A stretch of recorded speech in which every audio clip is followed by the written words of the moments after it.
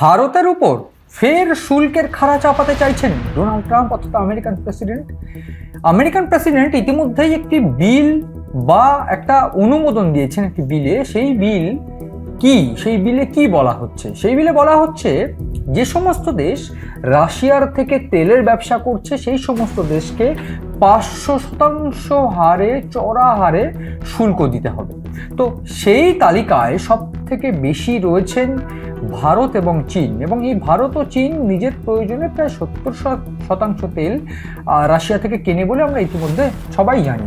ইতিমধ্যে রাশিয়া থেকে কেন তেল কিনছে ভারত তা নিয়ে একাধিকবার সরব হয়েছেন, মন্তব্য করেছেন ডোনাল্ড ট্রাম্প ইতিমধ্যে মন্তব্য করেছেন ভারতের উপর শুল্ক বাড়িয়েছেন, শুল্ক যেটা 19% ছিল সেটা বাড়িয়ে 25% করেছেন। তারপরে রীতিমতো ফাইন বা জরিমানা দিয়েছে বা বসিয়েছেন 25%, আরও মোট 50% এই মুহূর্তে ভারতের সঙ্গে ব্যবসায়িক ট্যাক্স। সেক্ষেত্রে বারবার করে ডোনাল্ড ট্রাম্প একাধিকবার কথা বলেছেন যে মোদি আমার বন্ধু, মোদি জানে আমি খুশি নই, তেল কেনা কমিয়েছে কিন্তু মোদি জানে আমরা খুশি নই, আমি খুশি নই, আমাকে খুশি করা খুব গুরুত্বপূর্ণ। তো বারবার করে এই তেল কেনা নিয়ে একটা প্রশ্ন, একটা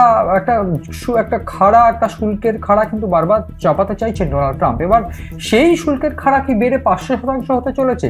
ইতিমধ্যে যে তথ্য পাওয়া গিয়েছে যে মার্কিন সেনেটে এই বিলটি পাশ হতে চলেছে এবং আগামী যে সংসদ হবে সেই সংসদেই কিন্তু এই বিল পাস হয়ে যাবে বলে ইতিমধ্যে মনে করছে বিশেষজ্ঞরা। তার কারণ গত বুধবার যে বৈঠক হয়েছে সেই বুধবারই কিন্তু ডোনাল্ড ট্রাম্পের সঙ্গে এই বৈঠক হয়েছে তাদের সচিবদের, সেই বৈঠকে কিন্তু তিনি এই বিলটি অনুমোদন দিয়েছেন সেই বিলটি পাস করার। এবং এই ইতিমধ্যে যে তথ্য এসে পৌঁছচ্ছে এই সংসদে যদি এই বিল পাস হয়ে যায় সেক্ষেত্রে যেটা হবে, সেক্ষেত্রে ভারত সহ চীন সহ যে সমস্ত দেশ রাশিয়ার সঙ্গে তেলের ব্যবসা করছে তাদের উপর কিন্তু 500% একটা শুল্কের খাড়া চাপতে পারে। যদিও ইতিমধ্যেই আমরা দেখেছি যে ডোনাল্ড ট্রাম্প কিন্তু ভারতের উপর থেকে শুল্কের খাড়া চাপানোর জন্য একটা হুমকিও ইতিমধ্যে দিয়েছেন।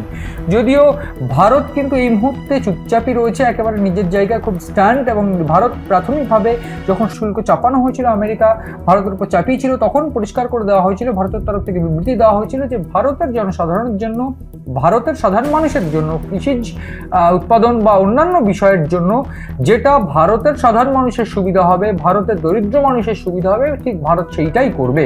এবং ঠিক সেই অনুযায়ী রাশিয়ার থেকে তেল কেনা ভারতের জন্য লাভের এই মুহূর্তে। এবং ঠিক সেই রকমভাবেই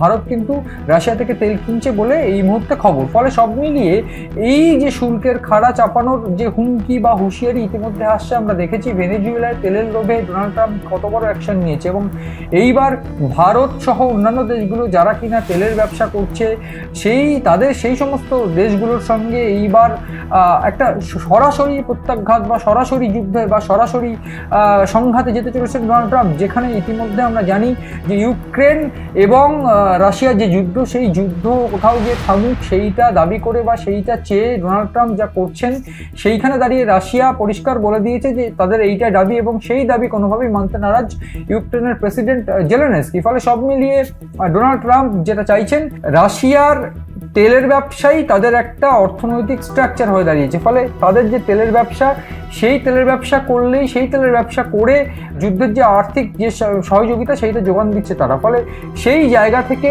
ডোনাল্ড ট্রাম্প চাইছেন অন্তত যারা ব্যবসা করছে রাশিয়ার সঙ্গে তেলের ব্যবসা, তাদের সমস্ত ব্যবসা বন্ধ করে দেওয়া এবং রীতিমতো একটা কড়া শুল্ক দিয়ে তাদেরকে দমিয়ে দেওয়ার চেষ্টা। যদিও ভারত এই মুহূর্তে তার রেসপেক্টে কোনো রকম কোনো উত্তর এখনো দেয়নি, এবং সেক্ষেত্রে এইটা একেবারেই প্রাইমারি ফেজে রয়েছে যে 500% শুল্ক যদি সেটা হয় সেক্ষেত্রে, বা যদি এই বিলটা পাস হয় মার্কিন সেনেটে, সেক্ষেত্রে ভারতের পরবর্তী পদক্ষেপ কী হবে সেটা কিন্তু অত্যন্ত গুরুত্বপূর্ণ।